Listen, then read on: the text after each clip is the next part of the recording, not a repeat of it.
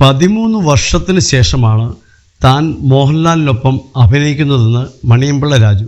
താരം നിർമ്മിക്കുന്ന പുതിയ ചിത്രമായ ഗുവിൻ്റെ പ്രൊമോഷനുമായി ബന്ധപ്പെട്ട് കൗമുദി മൂവീസിന് നൽകിയ അഭിമുഖത്തിലാണ് മണിയമ്പിള്ള രാജു ഇക്കാര്യം പറഞ്ഞത്.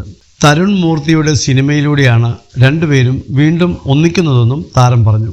എല്ലാ ദിവസവും താനും ലാലും ഫോണിലൂടെ സംസാരിക്കാറുണ്ടെന്നും തമാശകൾ പറയാറുണ്ടെന്നും മണിയമ്പിള്ള രാജു പറഞ്ഞു. ഇടയ്ക്കൊക്കെ തമ്മിൽ കാണാറുണ്ടെന്നും എന്നാൽ സംസാരിച്ചു കഴിഞ്ഞ ശേഷം അടുത്ത സിനിമയിൽ എന്നെ കൂടെ ഉൾപ്പെടുത്തണമെന്ന് പറയാൻ തോന്നാറില്ലെന്നും താരം പറഞ്ഞു. ഒന്നുകിൽ തനിക്ക് പറ്റിയ വേഷം ആ സിനിമയിൽ ഉണ്ടാകാറില്ലെന്നായിരിക്കാം, അല്ലെങ്കിൽ തൻ്റെ അഭിനയം മോശമായതുകൊണ്ടാകാം തന്നെ വിളിക്കാത്തതെന്നും മണിയമ്പിള്ള രാജു കൂട്ടിച്ചേർത്തു. മോഹൻലാലും ഞാനും ഒരുമിച്ച് ഒരു സിനിമ ചെയ്തിട്ട് 13 വർഷങ്ങളായി.